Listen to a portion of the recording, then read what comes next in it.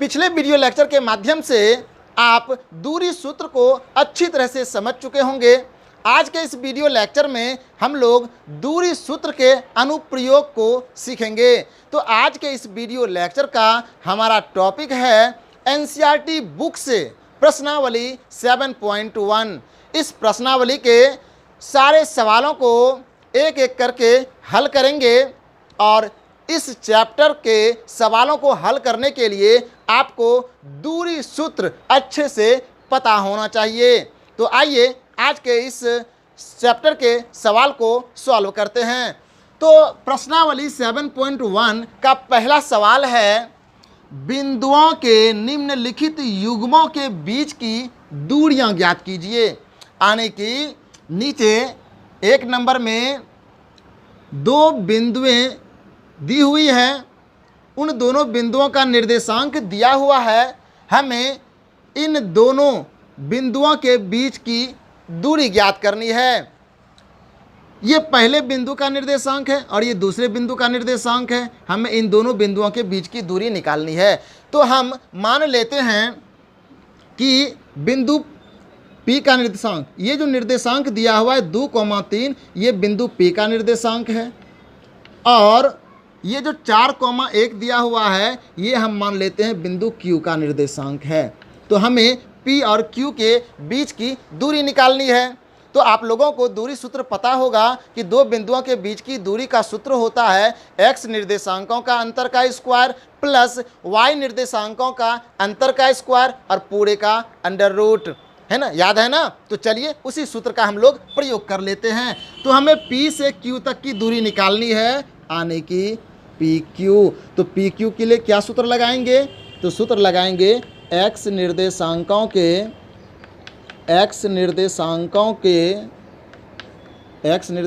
का अंतर और इसका क्या हो जाएगा स्क्वायर प्लस y निर्देशांकों का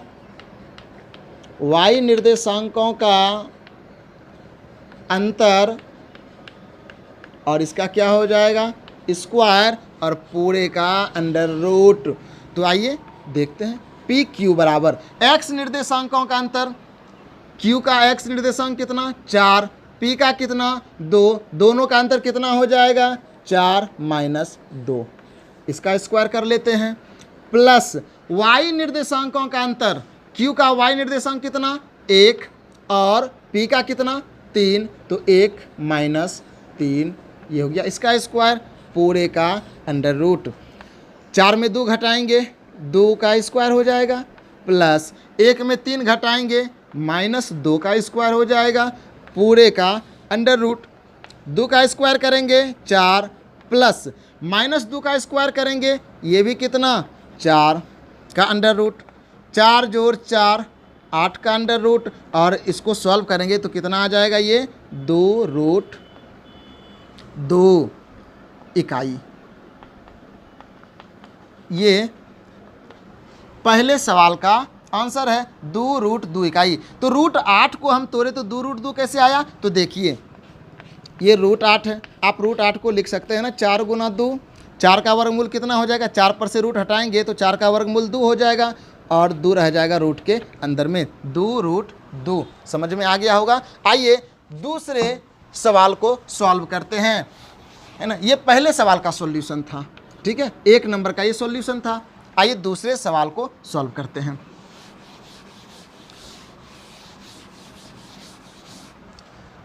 दूसरा सवाल दिया हुआ है, पहले बिंदु का निर्देशांक -5,7, दूसरे का निर्देशांक -1,3।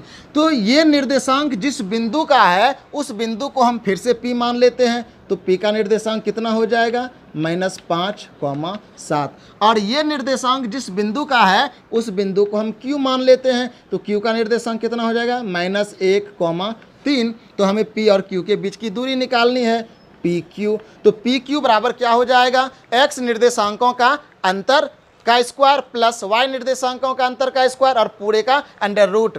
तो x निर्देशांक का अंतर, इसका देखिए x निर्देशांक कितना है -1, तो हम लिख दिए -1। अंतर निकालना है तो माइनस का चिन्ह देंगे। x निर्देशांक यहाँ कितना -5 ये, और इसका क्या हो जाएगा स्क्वायर प्लस y निर्देशांकों का अंतर, बिंदु Q का y निर्देशांक कितना 3 माइनस P का y निर्देशांक 7, तो 3 माइनस 7 का स्क्वायर और ये पूरे का अंडर रूट। तो ये देखिए -1 माइनस इंटू माइनस करेंगे तो ये हो गया +5 इसका स्क्वायर प्लस 3 माइनस 7 करेंगे तो ये हो जाएगा -4 का स्क्वायर पूरे का अंडर रूट। -1 + 5 तो 5 में 1 घटाएंगे 4 का स्क्वायर प्लस ये हो गया -4 का स्क्वायर पूरे का अंडर रूट।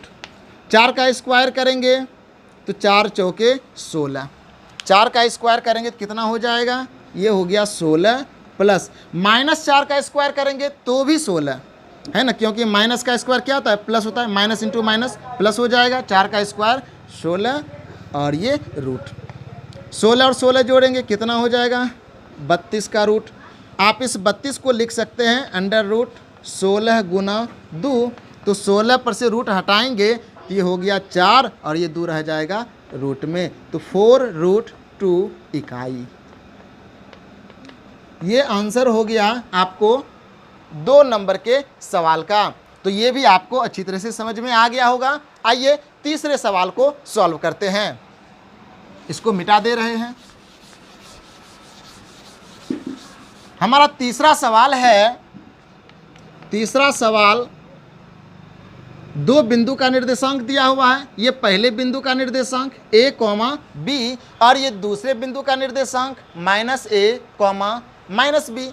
तो ये निर्देशांक जिस बिंदु का दिया हुआ है उस बिंदु को हम P मान लेते हैं। तो P का निर्देशांक कितना हो गया a, b और ये निर्देशांक जिस बिंदु का दिया हुआ है उस बिंदु को हम Q मान लेते हैं। तो Q का निर्देशांक कितना हो जाएगा -a, -b। तो हमें P और Q के बीच की दूरी ज्ञात करनी है। तो PQ बराबर कितना हो जाएगा, तो PQ बराबर हो जाएगा x निर्देशांकों के अंतर का स्क्वायर। Q का x निर्देशांक कितना -a, अंतर निकालना है तो माइनस का चिन्ह देंगे, और P का x निर्देशांक कितना, ये भी a, तो इसका स्क्वायर हो गया प्लस y निर्देशांकों का अंतर। Q का y निर्देशांक कितना -b, अंतर निकालेंगे तो माइनस का चिन्ह लगाएंगे और इसका कितना हो गया b, इसका स्क्वायर और पूरे का क्या डालेंगे अंडर रूट। -a तो ये हो गया -2a, इसका स्क्वायर हो जाएगा प्लस -b तो ये हो जाएगा -2b, इसका स्क्वायर और पूरे का अंडर रूट।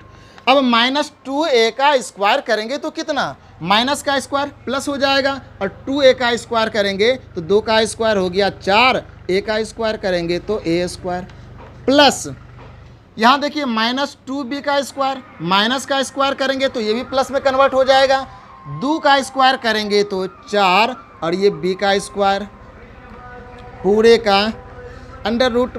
आप यहाँ से 4 को कॉमन ले सकते हैं, तो 4 को अगर कॉमन ले लेंगे तो क्या हो जाएगा अंदर में a square plus b square पूरे का अंडर रूट। अब देखिए 4 का स्क्वायर कर लीजिए, तो 4 का स्क्वायर करेंगे तो ये कितना आएगा, 4 का वर्गमूल निकालेंगे तो कितना हो जाएगा, ये हो जाएगा 2 और अंडर रूट में क्या बच गया, रूट के अंदर ये बच जाएगा आपका a square plus b square. तो यही आपका आंसर हो गया है ना, ये आपका आंसर है। तो इस तरह से हमने एनसीईआरटी बुक से प्रश्नावली 7.1 के पहले सवाल में 3 सवाल दिए हुए थे, है ना, 1 नंबर में 3 सवाल थे। इन तीनों सवालों को हमने दूरी सूत्र का प्रयोग करके ज्ञात कर लिया। आपको ये बातें समझ में आई होगी। आइए 2 नंबर के सवाल को देखते हैं। ये हमारा आज का दूसरा सवाल है। इसमें कह रहा है कि बिंदुओं 0,0 और बिंदु 36,15 के बीच की दूरी ज्ञात कीजिए। अर्थात 2 बिंदु दिया हुआ है, एक बिंदु का निर्देशांक है 0,0 और दूसरे बिंदु का निर्देशांक है 36,15। इन्हीं 2 बिंदुओं के बीच की दूरी निकालनी है। तो तो आप लोगों को पता है कि मूल बिंदु का निर्देशांक 0 और 0 होता है। तो यहाँ पर ये जो निर्देशांक दिया हुआ है ये निर्देशांक मूल बिंदु का होता है। तो ये हमसे कह रहा है कि मूल बिंदु से इस बिंदु की दूरी बताइए। तो मूल बिंदु को हम लोग O से डिनोट करते हैं। तो चलिए यहाँ पर O का निर्देशांक कितना है 0,0 और ये निर्देशांक जिस बिंदु का है उस बिंदु को हम P मान लेते हैं। तो P का निर्देशांक कितना हो जाएगा 36,15। तो हमें मूल बिंदु से बिंदु P तक की दूरी निकालनी है। तो निकाल लेते हैं। O से लेके P तक की दूरी को हम किससे डिनोट करेंगे OP से। तो OP बराबर कितना हो जाएगा x निर्देशांकों का अंतर का स्क्वायर प्लस y निर्देशांकों के अंतर का स्क्वायर और पूरे का अंडर रूट। तो x निर्देशांक का अंतर कितना, बिंदु P का x निर्देशांक 36 और मूल बिंदु का x निर्देशांक 0, तो 36 माइनस 0 का स्क्वायर प्लस y निर्देशांकों का अंतर का स्क्वायर। तो P का y निर्देशांक कितना हो गया 15 माइनस मूल बिंदु का y निर्देशांक कितना 0, तो 15 माइनस 0 का स्क्वायर और पूरे का अंडर रूट कर दें, बिल्कुल कर सकते हैं। 36 में 0 घटाएंगे 36 का स्क्वायर हो गया प्लस 15 में 0 माइनस करेंगे तो ये 15 का स्क्वायर हो जाएगा और पूरे का अंडर रूट। 36 का स्क्वायर कितना होता है, तो 36 का स्क्वायर आप कैलकुलेट कर लीजिएगा, ये आएगा 1296, 1296 का स्क्वायर प्लस 15 का स्क्वायर करेंगे तो ये आ जाएगा 225 और पूरे का अंडर रूट। आप इन दोनों को जोड़ लीजिए, 5 में 6 जोड़ेंगे 11 का 1 हासिल 1, 2 1 3, 3 में 9 जोड़ेंगे 12, 12 का 2 हासिल 1, 2 1 3, 3 2 5 और ये 1 इतना, तो 1521। तो 1521 का वर्गमूल कितना होगा, आप जल्दी से कैलकुलेट कर, कितना आया वर्गमूल, तो 1521 का वर्गमूल ये कितना आ जाएगा, तो ये आएगा 39 इकाई। तो ये हमारा दूसरे सवाल का आंसर है। तो आप देख रहे हैं बहुत ही आसान है, दूरी सूत्र का प्रयोग करके हम बहुत ही आसानी से दो बिंदु जिसके निर्देशांक दिए हुए हैं उनके बीच की दूरी को आसानी से निकाल सकते हैं। आपको ये बातें समझ में आई होगी। तो आइए हम लोग तीसरे सवाल की ओर बढ़ते हैं। हमारा तीसरा सवाल है, निर्धारित कीजिए कि क्या बिंदु 1,5, दूसरा बिंदु है 2,5 और तीसरा बिंदु -2, -11 संरेखी है। हमें 3 बिंदुओं का निर्देशांक दिया हुआ है। पहले बिंदु का निर्देशांक दिया है 1, 5, दूसरे बिंदु का निर्देशांक दिया है 2 और 5 और तीसरे बिंदु का निर्देशांक दिया है -2, -11। हमें निर्धारित करना है, हमें साबित करना है कि ये तीनों बिंदुएं संरेखी है। तो संरेखी बिंदुओं को साबित करने से पहले हमें ये जानना होगा कि संरेखी का अर्थ क्या होता है ना, कौन सी बिंदुएं संरेखी है, कैसे साबित करेंगे, क्या हमारा तरीका होगा। तो आइए जानते हैं। तो संरेखी बिंदुओं को समझने से पहले आपसे हमारा एक सवाल है, उस सवाल का आप जवाब दीजिए। हमें एक सरल रेखा में 3 बिंदुएं दी गई है।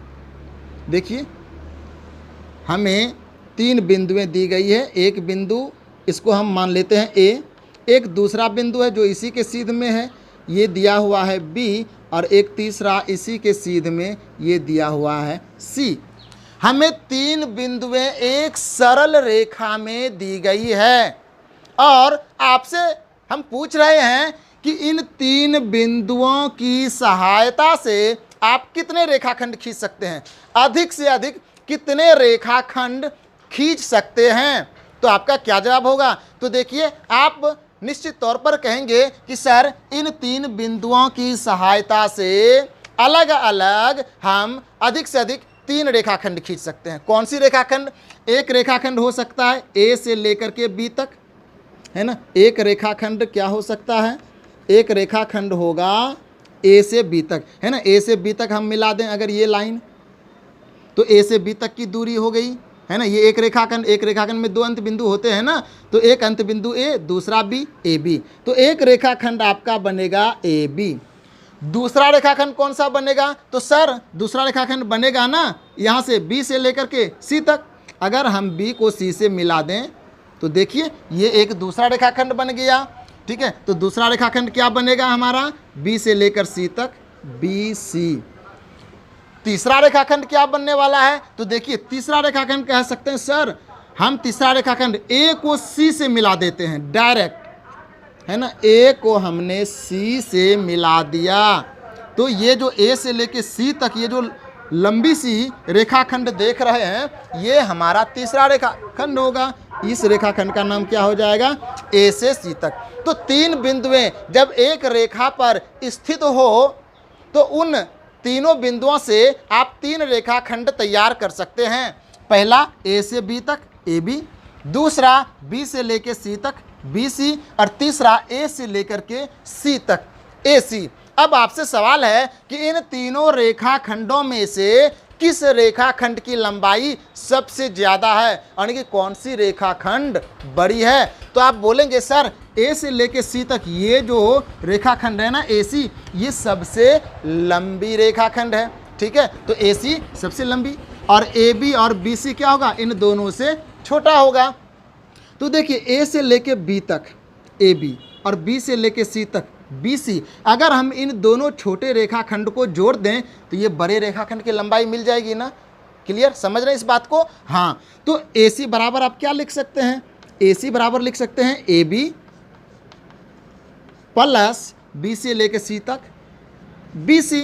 तो ए सी बराबर A B plus B C, यानी कि दो छोटे रेखाखंडों का योगफल बड़े रेखाखंड के लंबाई के बराबर।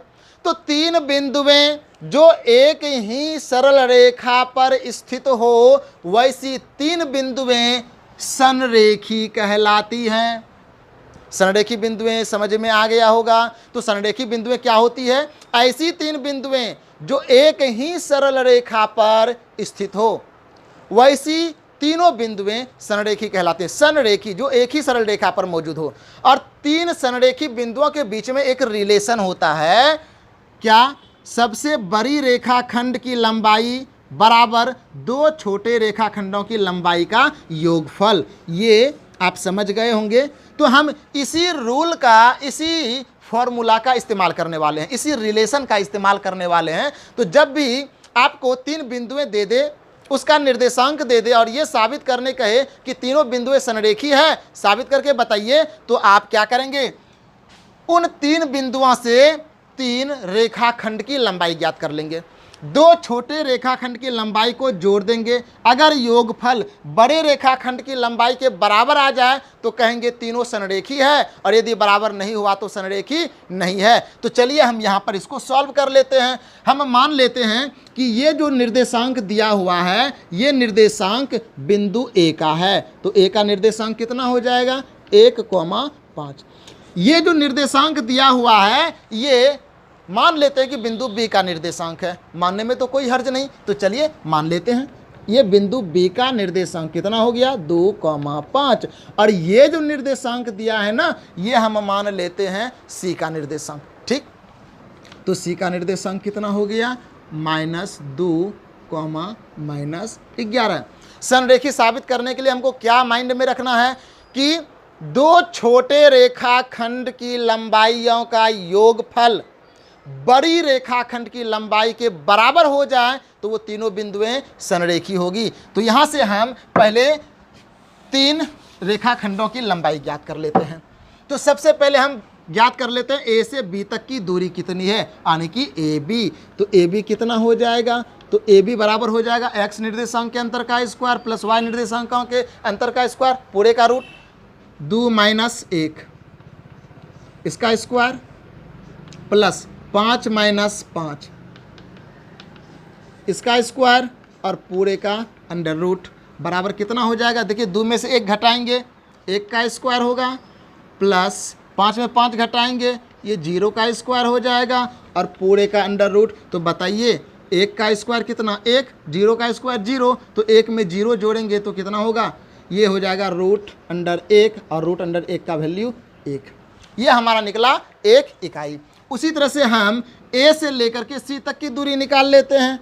ए सी बराबर x निर्देशांक का अंतर -2 में -1 कर दीजिए, -2 -1, ये हो गया x निर्देशांक के अंतर का स्क्वायर प्लस y निर्देशांकों के अंतर का स्क्वायर। y निर्देशांक कितना -11, इसमें से माइनस करेंगे कितना 5, इसका स्क्वायर कर दें क्या, हाँ कर सकते हैं।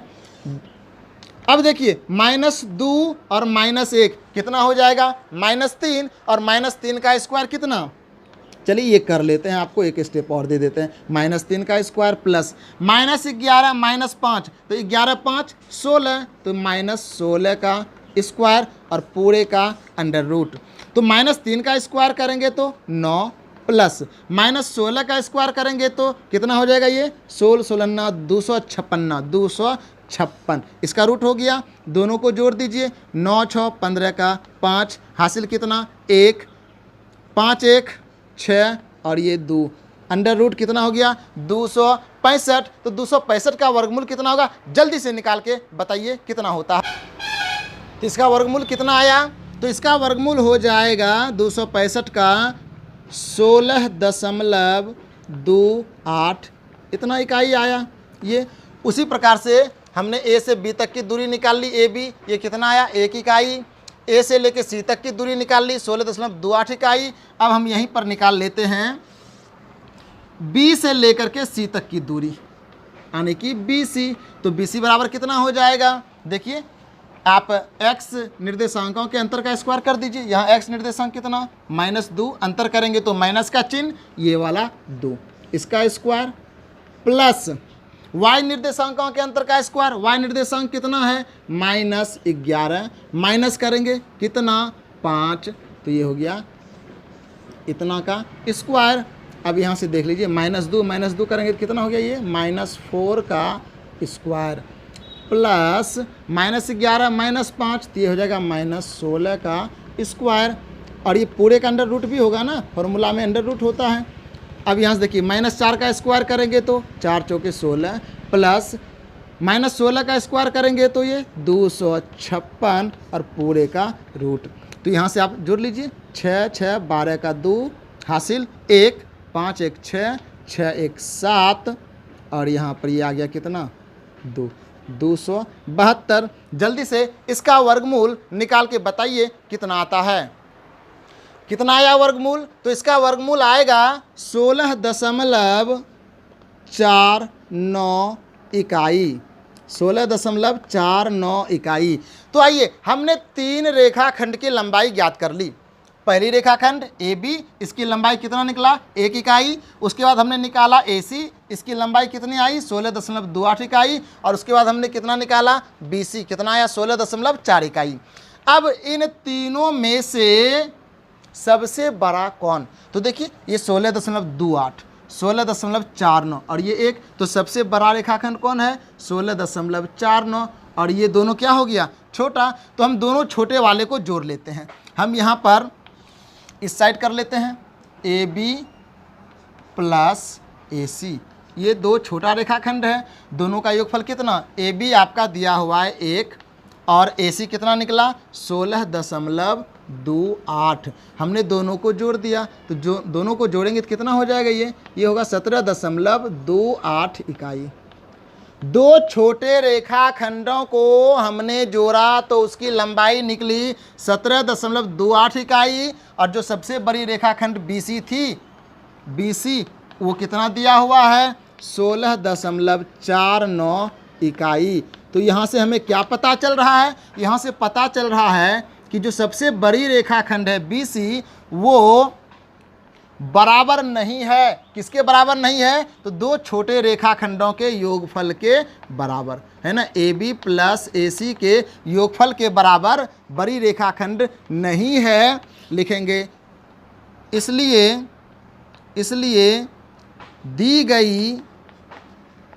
दी गई तीनों बिंदुएं दी गई तीनों बिंदुएं संरेखी नहीं है, संरेखी नहीं है ना। तो इस तरह से साबित हो गया कि ये तीन बिंदुएं संरेखी नहीं है, हमने निर्धारित कर लिया। तो आपको संरेखी बिंदुएं क्या होती है, कैसे साबित किया जाता है, आपको समझ में आ गया होगा। आज के क्लास में बस इतना ही। आगे का जो हमारा अगला वीडियो होगा जिसमें एक्सरसाइज 7.1 के बाकी बचे सवालों को सॉल्व करेंगे, वो क्लास आपके लिए और भी ज़्यादा इम्पोर्टेंट होने वाला है। तो उसको देखने के लिए मत भूलिएगा। आज के इस वीडियो लेक्चर को देखने के लिए आप सबों का बहुत बहुत धन्यवाद।